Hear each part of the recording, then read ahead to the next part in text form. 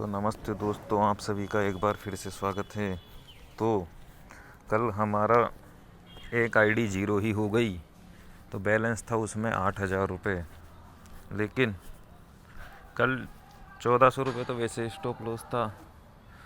तो 1,400 रुपये हम हार गए थे। कल गेम बहुत ऊट पटांग चल रहे थे, पता नहीं क्या वो खा पी के आए थे, जो हमें एक गेम भी उन्होंने नहीं जीतने दिया। वो फिर एक बेट हमने बड़ी लगाई थी 500 की, तो वो भी हमारी फेल हो गई थी। तो 2,400 सीधे सीधे चले गए। अब जब 2,400 जाने के बाद हमने सोचा अब 600 रुपये से खेल लेते हैं, और 600 भी चले गए। और फिर जो बैलेंस था हमारा दोस्तों 8,000 था वैसे तो टोटल, तो 8 में से 3 हम हारे थे। तो 5,000 हमने विड्रॉल ले लिए थे उसी टाइम पे, और जिसका स्क्रीनशॉट टेलीग्राम चैनल पे हमने भेज दिया था। तो अब गेम सही नहीं चल रहे थे। और पहली बात तो दोस्तों टारगेट हमने थोड़ा बड़ा रख लिया था, और इतना टारगेट हुआ, हम 3,000 से 8 पे पहुँचे, 8 क्या 9 पे पहुँच गए थे। लेकिन 2 दिन कंटिन्यू हम हारे, और इसी हार की वजह से हम हार को झेल नहीं पाए और हम विड्रॉल ले लिए। और इसी में हमने भलाई समझी, क्योंकि क्या पता वो 5,000 और चले जाते तो हम 3,000 माइनस हो जाते। लेकिन हम प्लस में ही निकल गए, 2,000 रुपये ही सही प्लस में निकले, कोई दिक्कत वाली बात नहीं है, माइनस हम गए नहीं। तो अब हम 7 अप्रैल से खेलेंगे, और जो 1% का जो टारगेट है वो तो चल ही रहा है, वो तो हम डेली आपको वीडियो डालेंगे ही। तो दोस्तों मैंने 1% का इसीलिए लिया था, जिससे कि ये पता चल जाए कि टारगेट ज़्यादा रखना चाहिए या कम रखना चाहिए। तो आपके सामने है दोस्तों रिज़ल्ट। कछुए की चाल से चलना ही सबसे सही रहता है।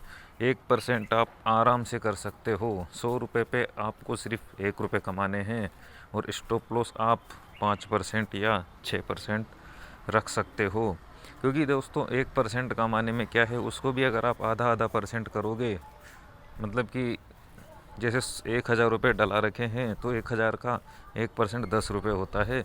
तो उसको भी आप 5-5 रुपये की बेट लोगे, तो छोटी बेट क्या है, जल्दी पास हो जाती है, क्योंकि उसमें ज़्यादा टेंशन नहीं आती है, और छोटी बेट जल्दी पास होती है।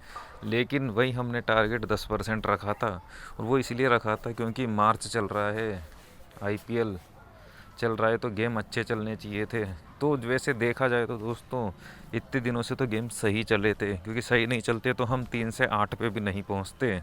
तो गेम तो सही चले थे, लेकिन कल थोड़ी गेमों ने गड़बड़ कर दी और हमारा स्टॉप लॉस लग गया। तो कोई दिक्कत वाली बात नहीं है, आगे देखेंगे सीखेंगे धीरे धीरे। और टारगेट जो है हम छोटा ही रखेंगे, 3% से ज़्यादा का टारगेट हम नहीं रखेंगे, क्योंकि फिर वो ज़्यादा परसेंट होता है।